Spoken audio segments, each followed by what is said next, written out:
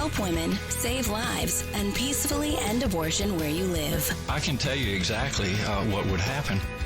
The infant would be delivered. The infant would be kept comfortable. The infant would be resuscitated if that's what the mother and the family desired. You were serious about that? Be inspired to change hearts and minds by joining over 1 million volunteers taking part in the global movement happening in your neighborhood. She says, pray that I can get through this abortion. And I said, oh, no. So she went ahead and went into the abortion clinic. And she just came out. She told us, I'm not going to get the abortion. We just had a baby saved. We had a baby saved in Memphis today. Praise the Lord. This is the 40 Days for Life podcast with your host, Sean Carney. Hello, and thank you for joining us today on the 40 Days for Life podcast. I'm Sean Carney, the president of 40 Days for Life and your host for this podcast, which is dedicated to helping you end abortion. And today we will talk about the FDA, abortion pills, CVS, Walgreens. Where is it happening? Where is it illegal for it to happen? And of course, some of the tragic and goofballish responses that we've seen to states regulating abortion after the Supreme Court gave them permission to do so. So that is the topic of today's podcast. We are on the home stretch. If you're watching this or listening to this podcast, the week that it comes out, the last week of March, this is the week, by the way, we are announcing our big plans for the Dobbs anniversary. Very exciting. So we may have already released that. If you're on our email list, then you got that. You got that email. So we are releasing that this week as we close out the largest spring 40 Days for Life campaign we've ever had. And we enter into what Fulton Sheen called the week that changed the world. We enter into Palm Sunday and beautiful Holy Week. So we look forward to that. If you are listening to this live, this is also not as important as Holy Week, but important as we try to hang on to what's left of the United States of America. This is the opening weekend of baseball season, and we are blessed at the 40 Days for Life family to have one of the greatest experts on baseball and the abortion pill, and that is Mr. Steve Carlin, who appropriately joins us for this podcast. Steve, how are you? I'm doing great, Sean. The robins are back. I don't know, is that a thing in Texas when the robins come back, or do they stay all year? I don't know what you're talking about. Okay, so in springtime here, it's a big deal. You get first day of spring, you get baseball is back, which you just mentioned, and the robins come back from their migration south. And so we get all three of those things. The animals. Okay. Yeah. I thought robins, I didn't know if that was like robin egg or some kind of weird cheese that you have in Wisconsin that I wasn't catching. Okay, so they're back, and that means baseball's starting. All the good things are on the way. So you're a Brewers fan. Is their stadium? Surely it closes. Yeah, it's got a roof. Yours has a roof and it's got air conditioning. Ours does not have air conditioning, but it does have a heater, which is great because sometimes I'm eager to go to those first, the first week or so of the games. I like to at least hit one of them. And sometimes you got to come out and scrape the ice off the car window, even if it's mid-April. And so, yeah, we definitely need a roof or it would be no fun to watch the baseball early on in the season. Yeah, ours is the opposite. The roof is open in Houston the first month of the season. You may remember you and I tasked ourselves with taking the late, great Sue Thayer to her only baseball game ever. She had never been to a baseball game, so we took her in April to see the Astros. That still, Steve, is the only time I've been in that stadium where the roof is open because it's 108 degrees in Houston for most of the spring and summer and fall, so it's closed. And when it's closed, it does have air conditioning. But Steve, as you have discovered, it also has Taquerías tacos and Killen's famous barbecue. You can Google it. This is not a good Lenten conversation as we try to finish out strong. But Killen's barbecue, very famous Houston barbecue. They just have them like in the stadium. It's just ridiculous. Yeah, you can't go wrong. It's a great time of year. We can tell we're getting deep into Lent, and we go through Lent first, and we go through the Passion, and we go through Holy Week. But it's a joy to know that Easter and the season of rebirth is right around the corner. Yes. With that, we will transition into this important topic. So there's a lot of confusion on what the FDA did, what they didn't do, and we're going to get into all that. And when we get confused on the 40 Days for Life podcast, we bring in Mr. Matt Britton, who is the general counsel of 40 Days for Life, back to the podcast. Big rave reviews for Matt after he and I interviewed Mark Houck, our volunteer who had his house raided by the FBI. That was a great podcast. If you haven't gone back and watched it or listened to it, please do. It's actually outrageous. We learned a lot on that podcast now that Mark can talk. But Matt, everybody loved you on that podcast. So welcome back. Thank you. Actually, I was in Florida, as you know, with our in the Sarasota with our iconic leader, Rich, and he gave me a shout out and disparaged Steve, understandably, for kicking me off the podcast a year ago for I don't know, permanently until and the whole crowd, there were a couple hundred people, and they chanted more Matt on the podcast, and of course I didn't like it because of humility, but it was crushing your Lenten humility resolution. I did want to mention that. Hey, speaking of baseball, do you remember that time when we were with Steve and he caught that home run ball? Oh, yes. I don't remember that because it never happened. Well, he dropped the problem is there were like 9 ESPN cameras on Steve because it's like he's leaning over. He's that guy. Praise the Lord. To give it to his child. I know. But he wasn't wearing a 40 Days for Life t-shirt. So when he dropped it and humiliated himself and his family in the state of Wisconsin on national television, he did not humiliate 40 Days for Life at the same time. And we literally, that was at the 2018 symposium in Arizona. Steve goes, did you take Robert, Steve, as a cultural experience? Yes, that should be a whole podcast on its own. Why didn't I go with y'all? What was the deal there? But anyway, so y'all went and you're teaching Robert about baseball, which is probably like purgatory on steroids. And they're in the outfield and they hit the home run ball. We have the footage. Here we go. There we go. Bring out Carlin. There he is. This is never going to get old. Yes!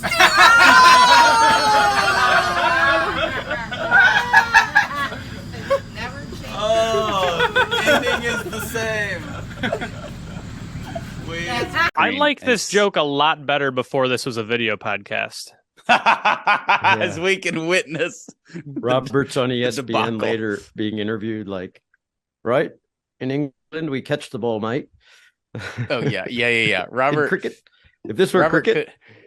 He couldn't understand anything of what was going on. And then Robert came to the conclusion that baseball makes no sense. And it's just a reason for Americans to go to the ballparks and stuff their faces with bad food. And I think that's a tough argument to overcome, considering he'd only. There are a lot of rules. They talk about statistics. Fights rarely break out. There's no crashes. It can be it's more of an event than a sporting event than the exciting hockey or football. There's a lot of delay in football now, but it's an American tradition. It is. People are sitting there at a baseball game and they can discuss where they're going on vacation in 3 years, and not miss any of the game. You always get up to take your 3 kids to the bathroom during the Grand Slam anyway. So, oh yeah, we once a year take all the kids and my brother-in-law and his 6 kids. And we usually have a couple of priests or seminarians that tag along. So this huge crowd. We sit in the middle of nowhere. Oh, God. Well, we sit in the middle of nowhere. And we always go on dollar hot dog night. That's the key, Matt. Oh, yeah. When I was at Boston College many years ago, it was $3 at Fenway Park for students. That's awesome. No, and there's no bad seats. It's small. As you know, it's a small stadium. So they had a student section, $3. See, and you weren't married, so that's back when you watched the game. Now, I don't go to I go to baseball games, but I don't watch baseball. I go to the bathroom 397 times, depending on who has to go. And so it's just constant. And you buy those $18 ice creams. Yeah, and then the cup that you get you got keep the cup. It costs them 4 cents, right? But they charge you like $8.50 for the Coke in the plastic cup. So The parking's only $80, so you're good. we park at the church across the street. So Well, you have an in. I have it in. I have an insider parking thing. Okay, so a lot of people are confused about this. They're not confused. It is confusing, the whole situation. So let's kind of give a little bit of a background, Steve, on so we came back. This happened with the year of infanticide. We get into January and the pro-abortion government or pro-abortion crowd does something insane. In January of 2019, it was Cuomo giving high fives, announcing that they were going to kill babies who survive an abortion. And he was very excited about that. This January, we come back from New Year's, and I believe it was the first week of January. What did the FDA do? The FDA authorized retail pharmacies. So these are your Walgreens, your CVS, your Rite Aid, just your standard corner pharmacy now authorized to get certified to distribute abortion drugs. Previously, you could go get an abortion drug, the abortion pills, but you'd get them right from the provider. You'd go to Planned Parenthood and you'd get them, or you could get them in a hospital setting, or you could get them from your doctor at a clinic. You could get them all of those places, but you couldn't have your doctor call in the prescription to Walgreens and then you'd go pick it up through the drive-through window. That is now changing thanks to the decision made by the Biden FDA earlier this year. Now, we've got a lot of people who have written into us or called and they've said, hey, look, I went to my local Walgreens and I said, are you selling abortion pills? And they said, no. Well, what's going on right now is there's a certification process. And so those pharmacies that have chosen to do so are in the process of getting certified. And it's anticipated that later this year, they will begin distributing the abortion pills, again, likely right through the drive-through window. And so if your local pharmacy that's in part of a chain that's already announced they're going to be selling abortions, if they tell you they're not doing it, that's just because they're not approved yet to do it. They're not certified just yet. But the FDA has paved the way for that to happen this year.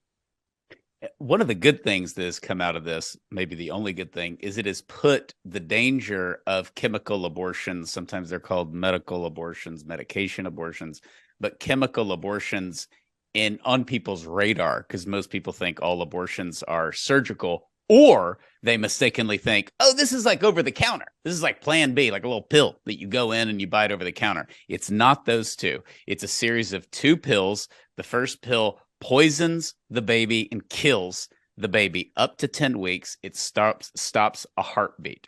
So when we ask Matt about the legality of that in states that have heartbeat bills, keep that in mind.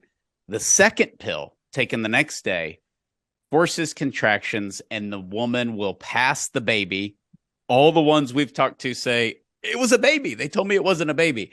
The psychological ramifications, they pass the baby. I've heard stories in the toilet is the most common, bathroom floor, very common, movie theater, prom, shopping mall.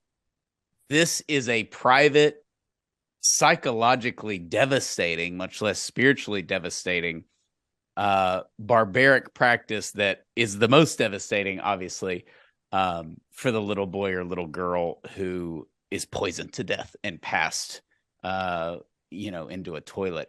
And so that's what this is. 1 in 4 women will go to the ER. That's the largest study that we have by the Lozier Institute. That's a 16-year study on 500,000 women. 1 in 4 will go to the ER. And that is the tragedy that Walgreens and CVS are completely ignoring. If you're in utter pain and it's 2:00 in the morning, what are you going to do? Call the guy at CVS who's restocking the Reese's peanut butter cups and the greeting cards? It's an ER nightmare. And that's just things that you're not going to hear as people say, oh, how ridiculous is it that Wyoming is banning abortion pills or Texas or Missouri? They're very, very dangerous. And this goes back to in 2000. I know, Matt, you remember, but in 2000 is very controversial when the FDA just approved these. Holly Patterson was the first to die. A woman who had an abortion, didn't let her parents know. She was in San Francisco. She went to Planned Parenthood. Her dad has been very outspoken, was one of the early people to speak out against this, that the FDA should have never approved this in the first place in 2000. And now, Matt, there's a lawsuit to go back and change that. Is that sounds too good to be true as a pro-lifer? But is that kind of a Hail Mary? Is that a symbolic move, or is there actually a chance we can get rid of these abortion pills altogether? Oh, no, there is actually a chance. And you know that personally, because 40 Days for Life, I gave you a memo. You drafted a letter and signed it. And actually, I did all the work. Most people listening great. knows. I did sign it. I remember signing. But no, we sent that. Well, we sent that letter, and that's going to be taken up by Congress. And what that is about is rulemaking. And look, we now live in a nation of rules made by rulemakers, unelected bureaucrats. We're supposed to live by lawmakers that are elected because they're responsible to us, and we can vote them out of office if they don't do what we like as a majority. Well, so what happens is that Congress will pass a law along the lines of, we hereby create the Food and Drug Administration in order to do X, Y, and Z, and they shall have the authority to promulgate rules in order to affect this statute. And then they just go off and do these rules. We saw this with Fauci and other people who think that they run America. And in some ways they do. But Congress has the ability to overrule by legislation any rule. And that's what you asked for. Hey, you should say that this new rule allowing pharmacies, retail pharmacies, to peddle abortion pills with so many things wrong with it should be overturned by law. And if you won't do that, if you won't ban it, then you should look into the rulemaking process, because you live or die by the rulemaking process. It's not like we were born knowing a rule, right? Rules are made. And so it's what we call in the law, creature of statute, and they either did or they didn't. Some of those things that we're addressing are, did they follow the right rulemaking procedure? Was there public notice? Were there correct number of public notices? Did they allow enough public comment? Did they take into consideration all of the testimony or disregard it wantonly? And in other words, just throw it away because they wanted to do what they wanted to do, and it was just a sham proceeding. Is there any certification process? So what you have to do is you got to get certified to sell them as an institution like CVS, Walgreens, and you have to get your pharmacists trained on it. What is the certification process? Nobody knows. We did it. We published that. You can look at the FDA website. Their own thing says that. What is the training for the pharmacist? Nobody knows. Who's training the FDA? trainers? The FDA website is empty essentially on this. Yeah. I mean, who's training the trainers? You pointed that out. They don't answer any of these questions. Who is there an enforcement mechanism? Who will be enforcing it? What happens if you violate it? And is there any budget to do any of this? You know, the first thing that rulemakers are supposed to look at is fiscal impact, and do they have the budget? Because as Oliver Wendell Holmes said, an unenforceable law is a bad law by definition, and because it's just on the books and no one's doing anything about it. So that's what happened. But going back to the year 2000, Sean, as you pointed out, the real question is, should we have these two drugs that I can't pronounce, RU486, the abortion pill, which is not Plan B. It's not estrogen or progesterone. It's not a hormone. It's poison, and it kills rapidly growing tissue. It kills a baby, and so and then it expels it out of the woman's body. An abortion. So half of the abortions in America now are done by medicine, by the pill. So back in 2000, the FDA approved this, and then in 2019. The FDA approved COVID emergency telehealth by mail. And then, of course, they quickly made that permanent. So this is just the natural consequence of when good people do nothing, evil thrives. So praise be to God. In November 18th of last year, what a great name, the Alliance for Hippocratic Medicine, What happened to the Hippocratic Oath? Dr. Haywood Robinson was talking about that. Like, my Hippocratic Oath says first do no harm. My Embryology 101 book says life begins at conception. They got rid of it to do abortions. Yeah, but the Alliance for Hippocratic Medicine, the American Association of Pro-Life OBGYNs, APOG, and which we work with a lot, and the get this name, the Christian Medical and Dentists Association. That's pretty cool. Sued the FDA. And of course, guess who joined in with the FDA? Danco, the maker of the pill. They're not an interested party. And zero conflict. And look, the suit says that no studies on safety were done at all by the FDA. They ignored the hormone blocking effects of these pills. In other words, the damage to the women. Of course, they're not interested in the women. They disregarded evidence of complications in future surgeries, and they eliminated necessary safeguards, and that it is beyond, and this is to answer your question, oh yes, the abortion pill can be forever dead as a result of this lawsuit. They ignored that it is beyond the authority of the FDA to allow this drug, what's called ultra vires, beyond your power. And so that's what the suit is about. It's in the Northern District of Texas. Praise be to God. The people are in charge still in Texas, as opposed to the rulemakers.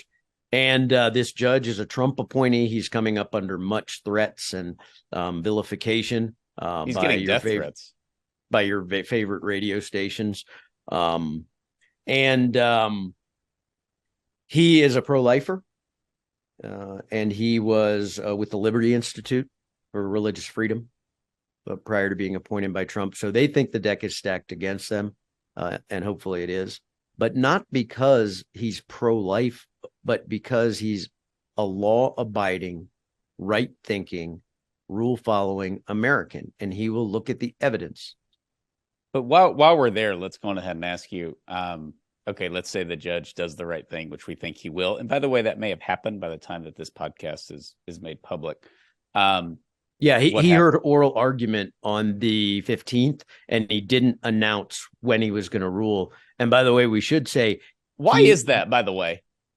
Well, nobody knows. It's a long delay. No, that's not a long delay. They took it under advisement. Sometimes it's years. He won't do that. Okay. No. One of the things that happens is lawyers often get together on the opposite side and file a motion to compel the court to rule because they take it under advisement for so long. That happened to me in a case regarding the U.S. Capitol once. We had to compel, both sides had to say, hey, are you ever going to issue a ruling? But no. A week is not a long time. It's a long time maybe in this case. He denied, this judge, Kaczmarek, denied putting it on the fast track, the rocket duck, the emergency schedule. So he doesn't think it's an emergency, at least not to the level of fast tracking it. And then he demanded oral argument. Usually the parties ask for oral argument and don't get it because the judge, they can read, they don't need to hear. But this time he demanded it. Neither party asked for it. No party asked for it. 22 states filed amicus briefs, and 67 pro-life Congress people filed amicus briefs as well. So there's a lot, 77 in total, groups, not just people, but groups filed. But he is ruling on the preliminary injunction. Will he enjoin or stop temporarily the FDA from allowing the certification and training process that Steve outlined from going forward? And then the lawsuit asks for a total ban forever and ever, world without end, amen, a ban on abortion pills, and that the FDA can never further hear it, ever, because they don't have the authority. That's what's at stake. So if that goes through, can they appeal, or is that final? Is it over? Oh, no, that's going to go to the Supreme Court. And they can appeal. They will appeal. Everybody knows it. They've announced it. That's why this judge is going to be very careful. He's a strict constructionalist, you know. You remember Judge Ho in the Fifth Circuit, and he said, look, I'm bound by Roe v. Wade to say that this is over, that this law is bad law under Roe v. Wade. But here's 10 million reasons why Roe v. Wade should be overturned, and shame on the Attorney General for not thinking of 5 million of these, which I had to think of because I'm way smarter than you. a man born in Taiwan in 1973, the year that Roe v. Wade was passed. What a genius. But Yeah, yes, Judge Ho, fantastic. He was in Mississippi. yeah, and that's in the Fifth Circuit. There's 11 circuits in the United States. That's the appellate court you were talking about. Right. And Texas is in that circuit until they secede and create their own nation.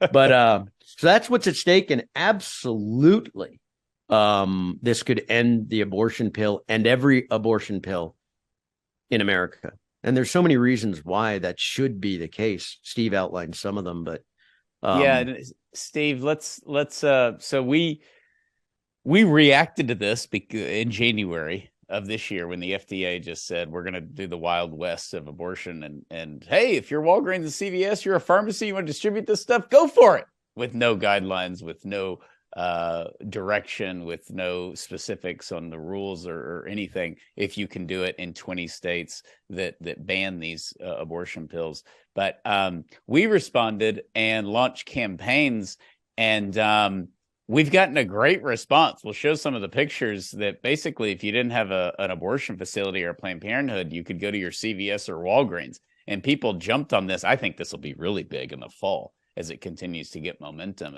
and the media continues to cover this story. But Steve, the response we got was great. It was, and it's great because not only do we have 40 Days for Life vigils taking place right now in front of CVS, in front of Walgreens, we also have a surprising number of abortion facility vigils that just happen to have a Walgreens or a CVS right across the street or next door. So if you go to the 40 Days for Life in Baltimore, they're in front of the abortion facility with the pharmacy right there. If you go to Cherry Hill, New Jersey, it's like right next door to the abortion facility. So they're kind of doing double duty in a sense. But even though these pharmacies are not yet certified to distribute the abortion pills, why are we doing vigils out there?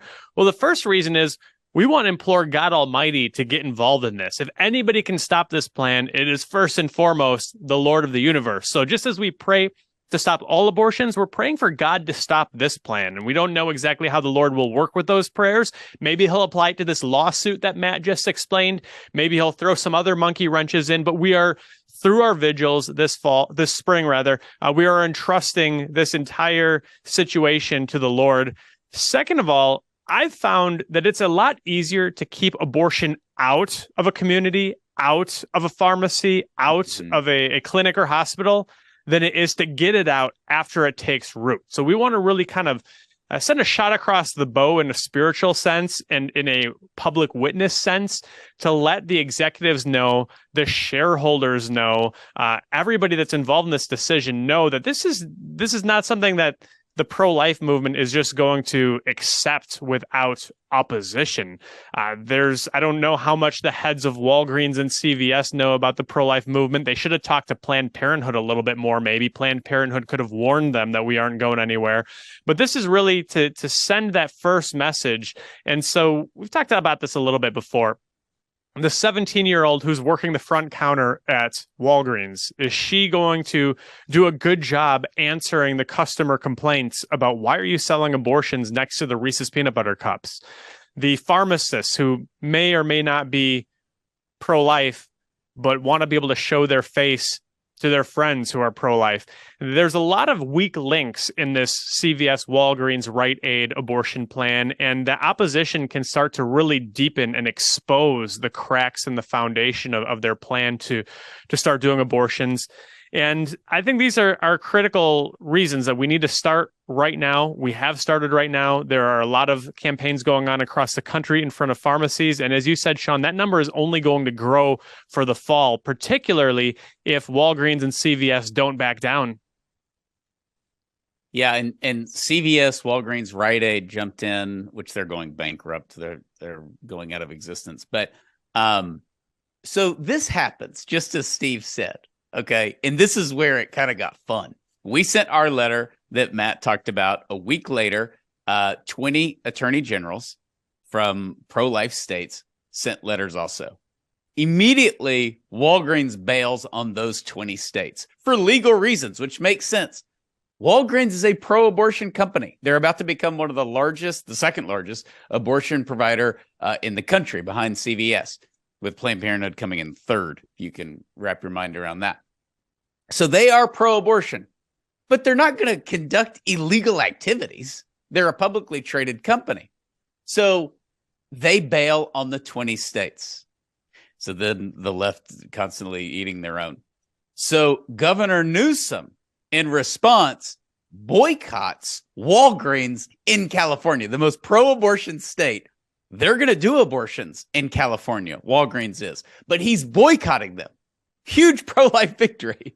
Like, we have the pro-abortion governor of the most pro-abortion state boycotting that state's future largest abortion provider. It was absolutely beautiful. Then Newsom lives on the moon. He cancels a $54 million contract that the state had with Walgreens. So he says, we're done. That was his thing. Think about this, Matt and Steve. I've never heard of this, and maybe, Matt, you have. Have you ever heard of a politician, a governor, a congressman boycotting a private company because that company would not do illegal activities in 20 other states? No, and there's a lot of issues that are going into that, with the Commerce Clause and things like that the government can't, the government can't come out and start selling coffee and compete with Starbucks because Starbucks is a private industry. That's why the government makes license plates and highways, because their license plates and highways are owned by the government and they're not interfering with private corporations. But you're exactly right. And there's more to it, Sean, than even that. Walgreens just out of the gate when those 20 states said, we're not going to sell them in those states. One of those states is Montana, where abortion's legal. Right. Every single person in the state that's elected is against abortion on a statewide or federal level, except one. And yet it's legal because of a 1999 state Supreme Court decision that will likely get overruled by the state legislature. However, why are they not selling them there? Just because. Or in Florida, the governor of Florida just said, I'm going to ban it. How are you going to do that? You have abortion up to 15, 20 weeks. How are you going to ban the abortion pill by executive order? That's actually, I hate to say it, a similar restraint on but then Florida passed the 6 weeks ban. I mean, that was very recent, but that's an issue too, Sean, that heartbeat thing. Let's not forget about that later, because okay, yeah, because let's go back to Walgreens, because Michael Moore, who also lives on the moon, he's boycotting Walgreens because they were crushed by the pressure of pro-life zealots, anti-abortion zealots. Walgreens loves abortion. They want to make a fortune off of RU46, and they're going to in a lot of places. I guess not California, because there's a boycott going on led by the governor. So that's good for us. But they're going to make a fortune off of abortion. What they're not going to do is break the law. So what's surprising to me is CVS. So Walgreens, I could see this, and you have a lot of corporate experience, Matt, legally. But, okay, it's the Wild West. Walgreens signs up. Then 20 AGs write in. So what happens? The general counsel of Walgreens goes into their CEO and says, hey, you need to publicly say we have no intention of breaking the laws in these 20 states. So he does it. But CVS doesn't say anything. I mean, for all we know, one difference is Walgreens is a German company, and they're publicly traded on multiple exchanges, and they're a German company. The laws in Germany are very strict, especially after the Volkswagen fraud case where they manipulated the exhaust and mileage of the diesel engines. They take those strict things happen bad. People go to the penitentiary for a long period of times when you break the law. And there's something called a shareholder derivative suit, where publicly traded companies can be sued by the shareholders if the stock goes down as a result of it. So I think that all of that is in the play, and why CVS is not doing that and saying we're looking into this and we're certainly not going to sell it where it's illegal. I don't know. I was shocked. I just saw the Walgreens letter. I was like, that was a big victory, because it was right out of the gate. Then you expect the next day or week CVS to do it. They don't. So the message there is, I guess you intend to break all these state laws because you haven't said anything.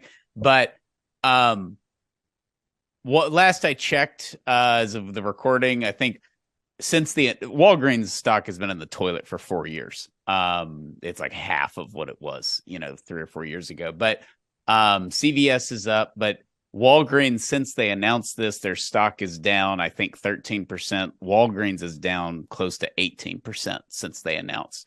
Of course, there's a lot that goes into see why a stock rises or drops. But I think the shareholders coming up on the close of the first quarter, because they did this in early January, they did it at the start of the quarter.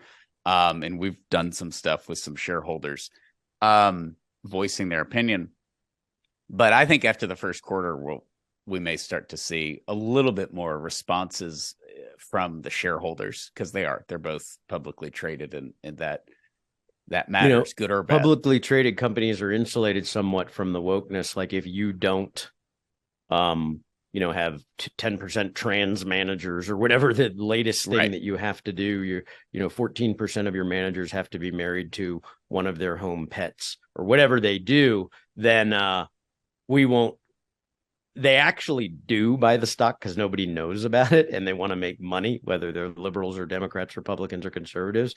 And we've seen that with people like, Nancy Pelosi refusing to divest of all her stock and all that stuff. So you see that these types of things happen.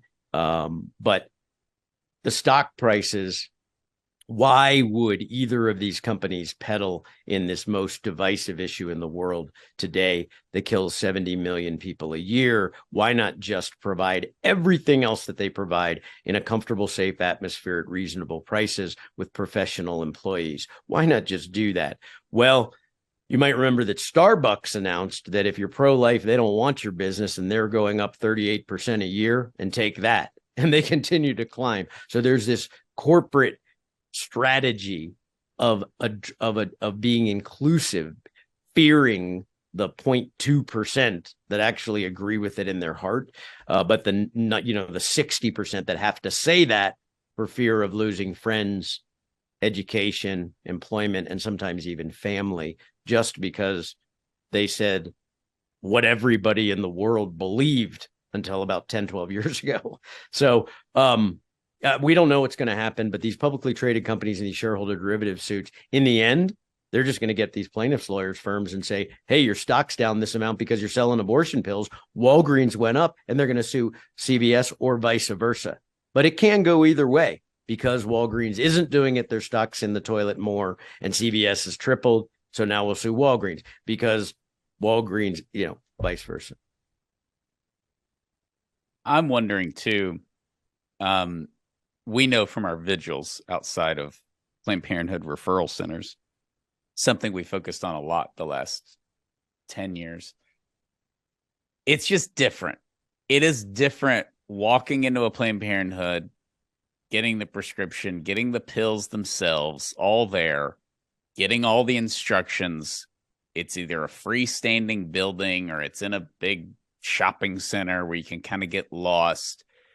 There's just a difference for the experience of the woman going and doing that versus it was like going to get an abortion. Yeah, I didn't mean to cut you off. Sorry. It was until 2019. Now they even have these 2019, they approved the COVID restrictions for telehealth abortion pills, 2020. Okay. But it was like going to get an abortion. You were going into a Planned Parenthood or other abortion facility or a hospital to get an abortion, and they were going to give you pills instead of do it with a vacuum and scissors or whatever they were doing at that location. So yeah, it was. But now with the telemed, and I hope we get into that, because let's get into it, because first off, let's back up. Some people, Matt, think, well, then none of this matters because they can just mail abortion pills all around the country because we have mail order abortions. And that's not the case. No, it's not the case. The bureaucrats that rule us instead of the lawmakers that govern us created a pilot program. It's not even it's just a pilot program. And I believe 13 states now joined the pilot program, and they can do mail-in abortion pills. They can mail it to you. So there's so many questions that were not addressed by that. By the way, that program is way more regulated than what the FDA did in January, where they're like, hey, the FDA did them both, but that's right. The pilot program is much more regulated because it's a pilot program. I think Hawaii was the last or one of the last states to join. So let's just use them as an example. Can Hawaii mail an abortion pill? There's really only one state without abortion, period, Alabama. So let's just use Alabama. They're fighting it in the great state of Wisconsin. You can argue whatever. Without argument, you can't have an abortion in Alabama. Can Hawaii mail you an abortion pill in Alabama? Can Hawaii mail you an abortion pill in Alabama if you used your cell phone, which goes over the international and national airway? Can Hawaii mail you an abortion pill in Alabama if you went to Illinois and ordered it into Alabama? Or into Hawaii while you were on vacation and ordered it through the mail? Can they mail it so it'll be there when you get home? And all of these questions. And this is actually going to be a question on the new regulations. If Walgreens and CVS get certified to sell it, what about if they're selling it in Georgia that has a heartbeat bill? Do you have to bring to the pharmacy that you had a sonogram and that your baby has no heartbeat? And do you have to bring it what if your baby got a heartbeat 18 minutes after the sonogram? Or how many days after the sonogram can you bring it in? What if the abortion pill can only be given 9, 10 weeks, 11 at most. What if you're 8 weeks when you get a prescription for it, but you pick it up at 16 weeks? What if you're 21 and you order it because you're pregnant and you want an abortion, but you really don't? You found out your 14-year-old sister got pregnant and you get it and give it to her and she just bleeds. Is there any follow-up? Is there any So all of these questions, this is impossible. I don't see how this rule survives. As you point out, the pilot program survives. It should be attacked as well. But this attacks the very nature of whether this can even happen. There are even, I heard, abortion pill ATMs, because you don't have to show up anymore. You used to have at least one visit before 2019. Now you have none because of COVID, which they readily made permanent. So we're hearing, I don't know where they are, if they're ready yet, but you go to an ATM, you make a phone call, and a person, doesn't even have to be a medical person, walks you through filling out the stuff on the ATM, like signing up for a bank account. And if you answer all the right questions, a drawer opens with the 2 pills in it. Yeah. But you got to have a credit card, right? Right. They don't do it if you don't pay. That's they're there to provide medical services at no, that's not right. So this type of thing it's so far beyond medicine. And that's why I love that the Alliance for Hippocratic Medicine is sued, because it's like, wait, first do no harm. ATM abortion. You can't even get antibiotics for your kid's strep throat without jumping through or at least I can't. Do they still have the cigarette machines? That'd be another analogy. CVS, by the way, doesn't sell tobacco, so they got that going for them. But we don't have the cigarette machines anymore. Remember, they're like out of the. Oh yeah, you pull movies. It out like a pinball thing, and you those kind of went away. But even people, if you brought those back, can you imagine, Matt? If like Marlboro was like, we're gonna put cigarette ATMs in every movie theater. I mean, Hollywood, Michael Moore, he'd get so distracted, he'd leave the Walgreens boycott and he'd go attack Marlboro. But people would go nuts. The cigarettes. This is an ATM abortion. They're taking Coke machines out of schools, for crying out loud. Yeah, so there's a great thing which I'm stealing and morphing, but by one of the country's greatest authors, but I'm going to morph it into something else. So what it would be 20 years ago, you would walk into a CVS or a Walgreens and say, "Hey man, give me 2 pack of Luckies," and you'd shout it out and they'd throw your cigarettes up there, and then you'd whisper, "Hey, do you guys have an abortion pill?" Now, Now you go into the CVS and you're like, "I'll take 6 abortion pills," and "Hey, do you guys sell Lucky Strikes?" Yeah, we vilified all the wrong things. Like, "Hey, I'm gonna kill my baby later, and gosh, I'm probably gonna need to go up on my roof and smoke so my grandma doesn't find out. Do you have any cigarettes?" So we're whispering about all the wrong things. We're doing the things in the light that should never be done, and certainly used to be done in the dark, in the closet. And now we're bringing those things out, shouting about it. No, not shame's gone, but celebrating it.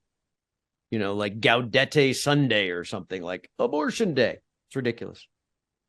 But also, I think the surprising thing in that analogy that we've just seen, I guess, with all the wokeness, but Walgreens and CVS getting involved in this. And this is why we're also asking Congress to investigate the profiteering from Planned Parenthood. There's no way Planned Parenthood is just handing over the chemical abortion market and applauding. There are 9,000 CVS locations. There are 9,000 Walgreens locations. Okay. There's 1,800 Planned Parenthoods. I mean, these are monster companies. And as Ramona Trevino, our director of outreach, the former Planned Parenthood manager, and a lot of the former Planned Parenthood workers have said, number one, they're profiting somehow. Number two, it's probably based on the prescriptions because the Planned Parenthood's going to write most of the prescriptions. It could be. But I've been surprised to see that Planned Parenthood has not come in as an intervening party or an amicus that I've seen on these cases on behalf. They're applauding. No, they're applauding. But I mean, they're not coming in and saying, yes, you should be allowed to sell it at a Walgreens or a CVS. And here's what happens. If you haven't been, for those listening who haven't been in the lawmaking, it's possible. I have no idea whether this happened, but what a lot of people do is they say, let's use mud flaps on trucks. The truckers will come in and say, look, if you're going to pass this regulation requiring all of our trucks to have mud flaps, then the big trucking fleets for Safeway and Amazon and the like will go to Congress and they will lobby for other tax breaks. So in this case, the analogy would be that perhaps if they're smart, Planned Parenthood would say, hey, we're going to lose this much in revenue. So you need to give us this much in public funding to offset it. And that's one way that in the rulemaking and the political process that they could offset it. Because that's as you point out, they're not going to stand down and lose this much money. Yeah. And we included that in the letter just because that should be investigated as well. Because it makes no sense. Follow the money. And people ask, why would Walgreens and CVS get involved in this? And I think it's money and ideology. But they don't need to. They don't need to. I can understand Rite Aid because Rite Aid's going bankrupt. But Walgreens, CVS, if they just, let's reverse it. A year ago, because all this boils down to, and this is kind of our final message on this podcast, all of this boils down to these government agencies abusing their power in a post-Roe America. You did not overturn Roe v. Wade. I did not overturn Roe v. Wade. The Supreme Court did. It's their job to either uphold Roe or overturn it. They overturned it and they sent it back to the states. And our most pro-abortion government we've ever had, every government agency is ignoring that reality that it goes back to the states and trying to force abortion on as many people as possible. Certainly the DOJ, we've talked about them a ton on the podcast. Certainly the FDA with all of this nonsense. And certainly the Pentagon paying for military women to go have abortions and pregnant men. As ridiculous as our military's gotten. So, all of these agencies they don't care if it's legal or, it's state by state. They have no respect for the fact that the Supreme Court overturned Roe versus Wade. Their sacrament, their priority is abortion. Were Walgreens and CVS getting letters a year ago saying it's absurd that I can't get RU486 at a Walgreens or a CVS? No. You could have stopped somebody a year ago, pre-Supreme Court leak, pre-protest at Kavanaugh's house, pre-overturning of Roe v. Wade. Free all of that. You go pull a pro-abortion person off the street and say, hey, do you think like Walgreens and Starbucks and Kroger and everybody, they should just be able to distribute the abortion pills the RE46 abortion pills? I'd be like, I don't know, man. I don't think so. Nobody was, and now Michael Moore wants to boycott Walgreens. I mean, where was he? He wasn't advocating for this. This came out of nowhere. FDA made this announcement. Now all of a sudden, there's all this pressure on CVS and Walgreens from both sides. Hopefully, guys, at the top. And Steve, I'm interested in your opinion on this. I mean, if Walgreens is just losing on both ends, so Newsom and Michael Moore hate you, and they're boycotting you. You lost $54 million to Newsom, so it's a real boycott. The pro-lifers are all boycotting you. They're mad at you. You could have just ignored this. It's a bad deal. I think the people who made this decision are regretting getting involved, or at least if you're going to sell it, they maybe didn't need to come out and make a statement, right? To me, that was fishy right off the bat. Half of the country hates abortion. If you're going to sell it, let the doctors who are pro-abortion know that they can send a prescription to you and leave the rest of it alone. But they had to go and make a statement. And I think the loneliest job in America right now is the Walgreens spokesperson, the Walgreens public relations person. Nobody could be paid enough to take that job right now because, like you said, they're getting it from both ends. And that should give us hope. And I think there's a lot of things that should give us hope in this podcast, because I think I've talked with a lot of people who are very troubled by this. And the fact that there could be abortion in your corner pharmacy is a troubling thing. That's a right reaction. But at the same time, the cracks are being exposed. We've got a Matt can talk about, he just went to the Kalispell vigil where they're doing a pharmacy vigil. I know I got a note from our leader in our Bel Air, Maryland campaign, and they're out praying in front of the Walgreens, and some guy starts yelling, "Hey, what's wrong with abortion?" And they assumed that he was just a heckler, like, "What's wrong with abortion?" And he continues to try to gesture and get their attention. So they go over and talk to him, and they find out, no, he really wants to know what is wrong with abortion. I think that this is a great opportunity to educate people. You know why? Because the vast majority of the people aren't going there to get that. They're just going there to get like gummy bears. And so this is the great danger.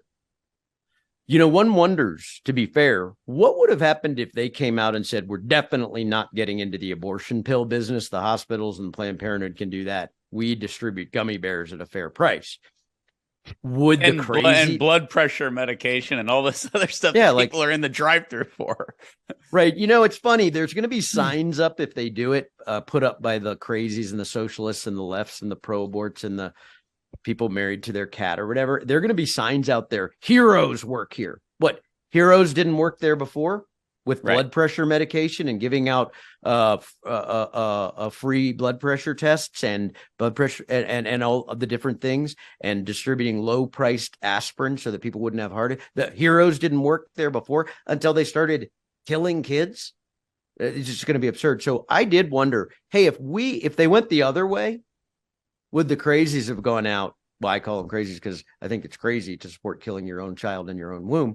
Would the left have gone out, the pro-aborts, and dressed up in their suits and their outfits? And they might have. But you know what?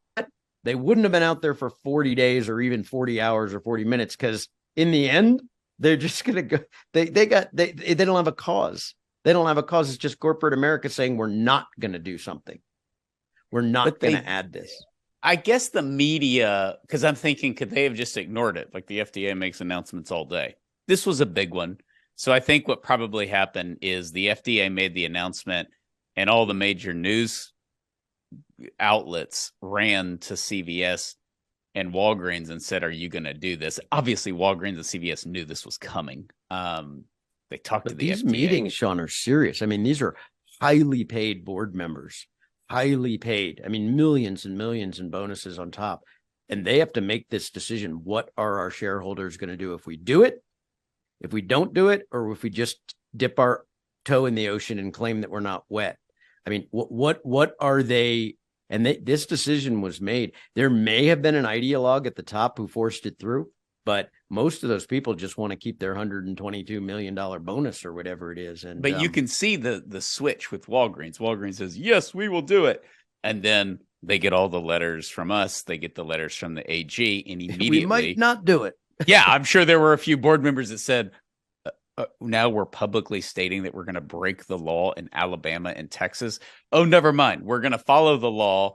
And I don't know what the CVS board or shareholders are doing. I haven't heard anything from them. Maybe they've made Me neither. But right now, their stance that we know of is, yeah, we fully intend on distributing these in pro-life states because they haven't said that they wouldn't. And it's going to be interesting to see. I mentioned the end of the first quarter coming up. It'll be interesting to see the stock prices, to see how they hold up. But Walgreens, as I mentioned, as a stock, has already taken a beating. If you just look at the last 5 years, Rite Aid is going under totally. I think they're just doing this to try to get some woke people. I don't know, but CVS, they've taken a hit. They've taken about a 17 or 18% hit last time I checked, as of the recording of this podcast, and that's legit. In what, 8 weeks, essentially, 10 weeks. So what's happened, Sean, as you know, it used to be Rite Aid, Walgreens, or CVS, or a couple of other stores, Albertsons, Safeway, some of the big Piggly Wiggly, the HEB, whatever your big chain is. Now it's everywhere. But now you can go to Walmart. Amazon is starting to do pharmacy stuff. You can go to Target and all those other places. We have and there HEB. are so many over online, right? You can go to your grocery store, even the small chains like HEB in Texas, and and they can say, I don't need CB. If you need to mail a letter and you need it to get there and you don't want to use the post office because it's not going to get there probably, you really only have 3 or 4 choices, right? But that's not true any longer in pharmacies, right? You don't just look around for the UPS truck or the FedEx truck, or maybe if you know about it, another German company, DHL. Yeah, that's it. I mean, there's no like Pony Express, right? It's that or but here now, the proliferation of the internet, but you can't send your niece a birthday present over the internet. You can send a gift card, but you got to mail it.